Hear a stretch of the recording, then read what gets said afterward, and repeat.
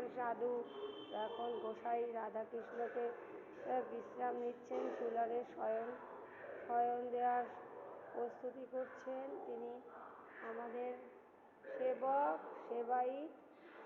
তো রাধে রাধে, মাটিতে রেখো না, রাধে রাধে, ওটা প্রণাম করে না।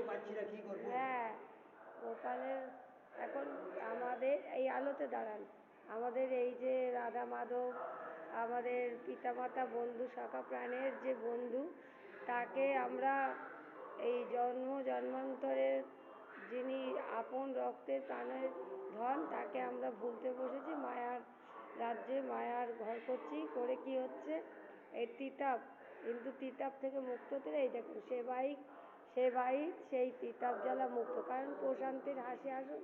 রাধে রাধে।